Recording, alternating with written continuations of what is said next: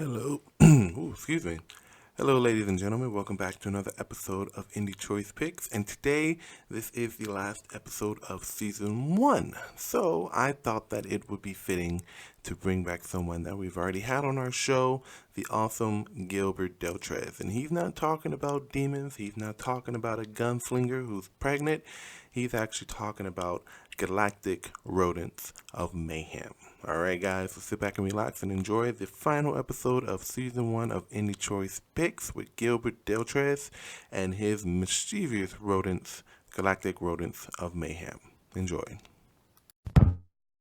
Gilbert, man, you're the only artist, well not the only, so far to have returned to the show, man. Awesome. Oh, hang on, man, I got something to show you. All right, cool. I just got your Pistoletta comic, man, and it's still in the plastic. I haven't read it yet, but I'm finding time to sit down and actually get through this, man. I just got all the indie books are just coming in. Forget it. That's a good thing when you got so much stuff to read. You get that pile of shame forming. You just got to take your time to just trust me, dude. We all got it. I'm glad that you got it. And then you're buying more, and you're like, God damn it, I haven't even gone through the ones that I have already. Yeah. The only good thing is that this piece of letter is 30 pages, so you know that is a quick read. All right, man. So you gave us Lair, all right? That was great. Yes. You gave us Pistoletta, which is I haven't read it yet, so don't give me any spoilers. Not at all. What do you have for me today? All right, I have fun, brother. All right. Fun. I'm going to tell you like that. Fun. This is how I'm going to set it up. Picture, see, the best way to describe it, right? All Picture right. Teenage Mutant Ninja Turtles, right? And Star Wars, right? Uh-huh. They have a capybara baby. That's all I'm going to say. If you don't know what a capybara is, bro, we'll just Google it. It's the largest semi-aquatic rodent in the world, and they're the most chill animal in the world. They get along with everything from birds, turtles, anteaters, monkeys, even crocodiles, bro. Even crocodiles, okay? So I had to go fully anthropomorphic, and Galactic Rodents of Mayhem is what I got, and it's going to be a nostalgia trip, brother. Now, all the way.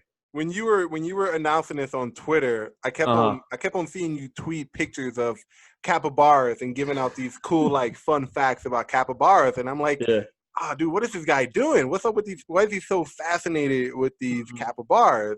Because you had just got done with Pistoletta, and then you were jumping into a new project. Now, how did that work? Did you just were working on the Galactic Rodents of Mayhem while you were finishing up Pistoletta, or how does that work? Because there was literally no time skip in between. Yeah, so the good thing is when you work, at least for me, I had a different artist and a different team. So Lair is the team I'm working on, Galactic Rodents of Mayhem. Okay. So while they're working on finishing up Lair, we had Pistoletta, which was another artist. So I was able to ping pong because even though I'm doing multiple projects, they're with respective artists. Mm-hmm. So there's no, you know what I'm saying? Like I'm able to just transition that way. Gotcha. So with Lair, it was spiritual horror. It's kind of dark, but then, a little glimmer of hope. I'm like, I want to do something considering the political landscape. I said, I want to go back into fun, and I want to tap what I remember being fun. And for me, that was Ninja Turtles, Star Wars. So I want to do fully anthropomorphic, like full animal, humanized characters. You know what I'm saying? Like I wanted to do that. And the whole thing was finding the animal. And then Sebastian was the one that told me about capybara. I'm like, oh, what the hell is a capybara? Dude, I never knew what it was. And he sold me on this. He literally said they're the most chill animal in the world. And I'm like, what? So he showed me pictures, and I was just in love, dude. That gave me the fuel to just start writing out Galactic Rodents of Mayhem, and it turned out into a 104-page script. And then we just started working on it, and then we just literally went from one to the other. Nice, man. Nice, dude. That was one of my main questions, like, why a capybara? Like, you got all these, big-ass rodents running around, and then you just pick the one rodent that no one fucking knows about, right? That's how you – that's the thing. I think for me, it works. It couldn't be guinea pigs. It couldn't be, bunnies. It couldn't be, it had to be capybaras. I didn't know anything about capybaras until Sebastian was like, capybaras, and once I found out about them, I was hooked, dude. It had to be. It wouldn't be what it is. Galactic Rodents of Mayhem wouldn't be anything without the capybaras. That made everything happen for me. The fuel, the creativity thing started sparking, and I just started writing. So, right. So let me share your page. I got your I have your campaign open. Doing pretty good, man. How long you been having the campaign open? What is I got it like 30. If I put it for 60 days, so I know we're on the last 20 something days. I'm hoping we can pick up some steam in about the last 2 weeks or so. And just let's see, see what happens. It's crowdfunding is always stressful. It is, dude. I'm in pre-launch for mine, and I'm trying to do as much as I can to get as much attention, but it's not as easy as people make it out to be. It's a lot of work, bro. Very much, a lot of work. A lot of stress to it. And I think the good thing, at least the people who've seen the project and the shows I've been on, they all loved it. They all thought it was a great premise. The artwork was top notch. They liked the idea of doing something nostalgic, but still adding a fresh new twist to it. So I got a lot of great reviews. It's just a matter of pushing it out to where people could see it, because as much as you tweet and everything, it's like a teleprompter. I mean, one tweet comes in, but then it gets lost in everyone other's tweets. It's just hard to continually promote across social media. I've noticed that if I'm going to say something on Twitter and then turn around like a few seconds later and promote something with my comic book, mostly the stuff that I promote by my comic book doesn't get seen. It's always something when I'm talking like shit talking. As you can see from my shirt, I don't know if you can see it, but I got on a Wampool shirt right now. So it's funny because it's like I shit talk a lot on Twitter, not for just like attention, but like that's just how I am. That gets more likes and engagement than me over here like, hey man, my project is going. Come over here and check it out. It's like that doesn't get as much love as me talking shit about like Star Wars or something like that. But it's Twitter. You can't really do anything about it. And that's for me. It's hard for me to not the shit talking, I guess we could say. It's not that it's hard for me. It's just with everything going on. Like I work in a school. And then I'm trying to do the promoting. Then I'm a family man. Like this meeting we got together. My son's literally napping now. You got your stuff to do a little bit after, so we're able to make it come together. We're busy. So, but I also noticed that when I do these controversial tweets and I, say something about SJW or something like that gets also traction. So it's just trying to find the balance between promoting and then just being yourself. Yeah. A lot of people, they like it when us creators are ourselves, because we come out with more genuine, more not more transparent. People know what we really are. We're not just on Twitter just trying to push our books and business and stuff like that. People like it when we kind of go into ourselves and kind of talk our minds. And I think that's kind of like the one key factor of crowdfunding too, because people know you. They know how you are. They know who you are. They know what you do. And then they know kind of like your thoughts and opinions and stuff like that. So it's kind of a plus. There's a real imbalance, because I can talk shit about SJWs and get like 100 tweets and likes and all that stuff, but I can talk about my book and maybe get about 10. So there's a imbalance there. But slowly but surely, I'm trying to put more focus on my book, because that's been almost a 3-year thing, and I'm like, okay, it's time for me to get this thing done for sure. So definitely, when you launch your book out, just talk what you're doing now, naturally, and then try to be on other people's streams. It's like if you're around the block, it just helps people seeing you more. And just hearing you as well, so that helps. But it's not easy, man. Not easy at all. All right, so jumping back into the Galactic Rodents of Mayhem, I kind of got that Biker Mice from Mars kind of feel for it when I first saw it. I was like, oh, dude, I remember that show. Not gonna lie, never watched it. I just thought, oh, it's like Ninja Turtles, but with rodents in space. Kind of like what you just said about how you came up with the inspiration for it. So tell us about your characters. Tell us about the story. What you going for here? Yeah, so pretty much I'm trying to make it epic, right? I have, if everything goes well, like 3 volumes planned, because I think we need escapism, but at the same time with some good messages. Like even though it doesn't look it, it's fun. It's real poppy, punchy. There's definitely a gritty story there, and there's definitely some weighty subject matter and a great message. So it's basically, I wanted to capture what I feel is going wrong with Star Wars in some instances. And I kind of wanted to, kind of create something new, and I felt anthropomorphic would be a good way to do it. And even on our campaign page, we have like a Star Wars opening crawl to introduce like our universe and kind of like what you're getting into. And it's like, there ain't no humans in this, you know what I'm saying? It's just all animals, different. So I wanted to be fun, but at the same time, bring what we're missing in comics right now. And I think we're getting it on mainstream, but in very small doses. I think everything is just more gravitating towards this SJW force, its chokehold, the stranglehold, and where we can't let our iconic characters be who they were, and create them in new ways instead of just race swapping, their origins, which I think is just so lazy and gimmicky that it's just that's what I'm tired of as well. So that's where Galactic Rodents of Mayhem came about, just to show that, hey, we could still do some fun stuff and have a good message with it. Got you. So you have three main characters. Let me see if I got the names right. You got Brash, right? Bash, Bash, yeah. And Mona Lisa. And Mona Lisa, yeah. And they're on the run. Someone put a bounty on their heads, and now they're on the run from some shadow, I want to say shadow organization or someone like that. Like, this is going to be funny. They're bounty hunters, right? But they're literally on the run from the good guys. Like, he's called the Dark Raider.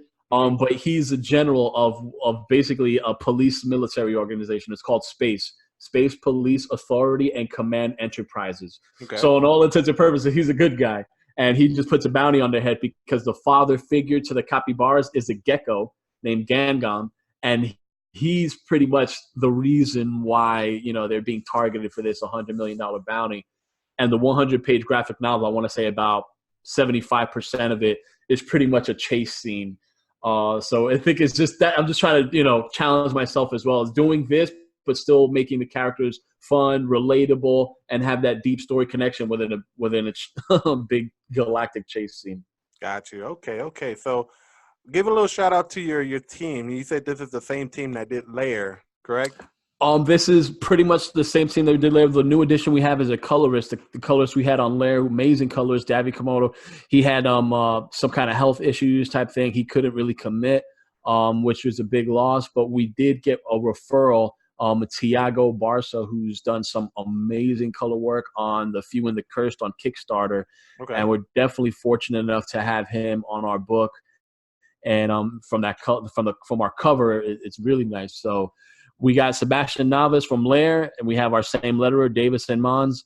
And then now we have Tiago Barca doing the colors. If we're able to fund, we're going to have something powerful. We're going to bring you a binge comic experience. All right. I like it. Dude, I'm looking at colors and everything right now. Mm-hmm. It seems like each of you have this little style where you don't stick to a certain kind of like theme. Like Lair was a little bit dark, like more demons and stuff like that. And then you have Pistoletta, which was more of a Western, and now we're going into like the sci-fi kind of world like that. So yeah, I'm just trying to show range. I'm trying to show like I'm a writer that I'm not going to be stuck as the horror dude. Yeah, I'm showing you that you're just going to want to watch or read my stuff because I like his stuff, and I'll just take you on different places. Man, I just like you, dude. That's all I care about, man. I appreciate it, dude. Likewise, sentiment. Likewise. I like your work. I like who you are. I like what you do, man. Your work is just fantastic, and you do all the drafts and stuff like that, and inks, and then you have someone color, right? I have someone color. I have someone draw. I can't draw for a lick. I can't draw for a lick. So I'll put up my script, and Sebastian, me and him, I think we form a great storytelling duo. And I think from Lair into Galactic Rodents of Mayhem, there's a major development increase. Like you're gonna see like people who've seen Lair and seen that, and then see Galactic Rodents of Mayhem, they're like, these are both the same guys. It's almost gonna feel like two different teams because of just that we're going into our different genres and just going at it. Got you. Now, do you have any stretch goals going on with this?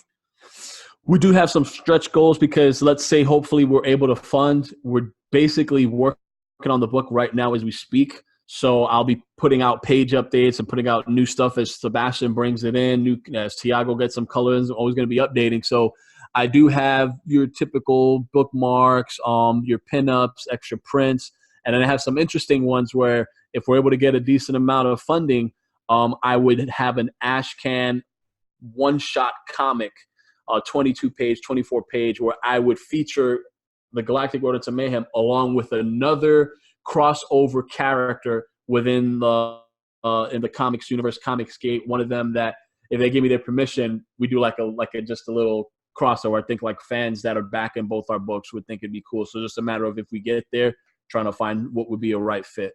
Got you. All right. So we both got busy days today, so I'm just gonna go into the last segment. I've started doing Sounds this, and good.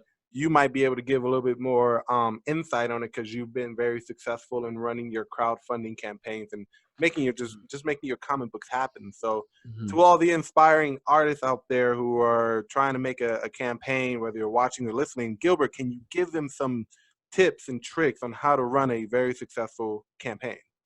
Probably the hardest one, be patient. Definitely be patient. Don't rush anything. Be patient. Take your time, know the landscape, because it's stressful. Crowdfunding is very stressful. There's a depression that comes with crowdfunding that's actually clinically and statistically proven. And you've just put crowdfunding stress or depression. So I would say be patient and take your time, as well as if you do fail a campaign, that's a good thing. Failure is learning. And just because you fail a campaign doesn't mean you can't relaunch your same campaign, so definitely be patient, and failure equals learning. And don't be afraid to ask questions. You might find people just don't answer, but you might find that you'd be hard pressed to find that there's actually some that will answer and be helpful. So use your community to also help gauge your project and see if you're making a project. Toss it out before you even have it done. Toss it out. Get people's feedback so you're evolving and adapting while you're creating your campaign. And keep it simple as well. So that's the kind of lie. Sometimes just keep it simple before you get all crazy. All right, man. Nutshell, yeah. Well said indeed. All right, so you got, folks, if you're listening or watching, dude, you got 21 days to go and back Galactic Rodents of Mayhem Volume 1 on Indiegogo. Are you going to be running a Kickstarter too, or are you just sticking with Indiegogo this time? I actually got a Kickstarter coming out hopefully next month, October. I think we're already getting into October.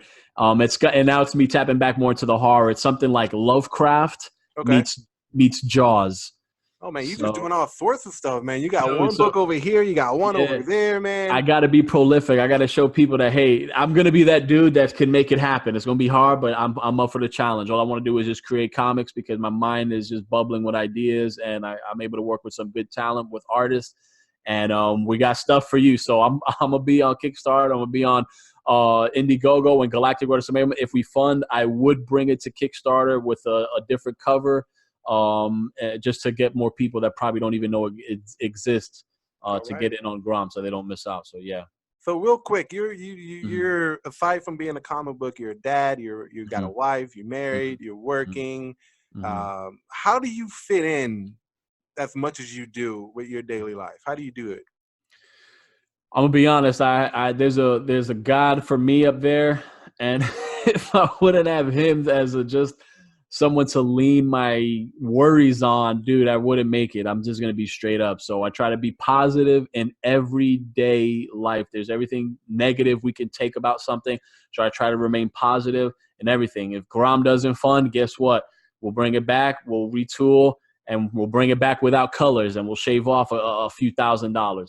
If things don't happen, you just look at the positive things in life, and you use that to feel happy and know that, hey, there's some good things to worry about and keep you going throughout your day. Because if we don't stay positive, if we don't have hope, what do you got? Exactly. So that's what I use to keep me going. Well said, man. Well said. Yes, all right, Gilbert, man. It's always fun having you on the show, dude. Man, you come up with some pretty interesting stuff, and I can't wait to get my hands on a copy of Galactic Rodents of Mayhem. All right, so dude, appreciate you, brother. Thanks for having me on, and hopefully we'll have a third time around. Yeah, dude. Whenever you want to come on the show, you know how to reach me, man. I'm gonna be honest. When you came at me on Twitter, I did not know who you were, dude. I was like, oh, the creator of Galactic Rodents of Mayhem, and then I saw your and then I saw your Twitter handle. I was like, oh, dude, it's Gilly. Yeah, man, come on the show, dude. I thought someone was up. I'm like, okay, maybe. But now it makes total sense because you're like, yeah, dude, I don't know if I got any availability. I'm like, okay, I guess I'm like, okay. Yeah, dude, I saw saw your Twitter handle. I was like, oh, dude, that's fucking Gilbert, dude. Yeah, man. Just let me know when you're ready to come on, dude. I will clear my schedule for you, buddy. Anytime. I appreciate you, brother. I appreciate it. It's been fun, and definitely I'll hit you up so you know now you know at least. Sometimes I change the avatar. Now you know who it is. Yeah, so that's how I keep track of people, of your profile picture and your name, because you had that long name. I was like, who is this? And then I got to start remembering to look at the Twitter handle because you can't change that. And I was like, oh, dude. Yeah, but it's so it's easy to mix that up. But we got it, dude. We got it. We're on the all right, man. Now. Well, you have a good Saturday, dude, man, and I will catch you on Twitter, man. All right, brother. Likewise. You have a good one. I don't know if you can hear me. We kind of like breaking up. I got you, bro. No worries. All right, ladies and gentlemen, that is it for the final episode of Indie Choice Picks. I am going on vacation, and I'm actually going to be revamping the show. So I will be back in a few months with more comic book artists, more interviews, and a whole new setup just waiting for you guys. All right, so if you guys like this episode, please subscribe to the channel. If you guys are new to the channel, welcome, and I will see you guys in a year. Of course, I'm not going to stop uploading content or anything like that. I am still going to be uploading other content, just not this show, all right? And no, I'm not going to see you guys in a year. I meant to say I will probably see you guys more than likely in January 2020 with new artists and everything about the show, okay? So I will see you guys next time. Have a good one.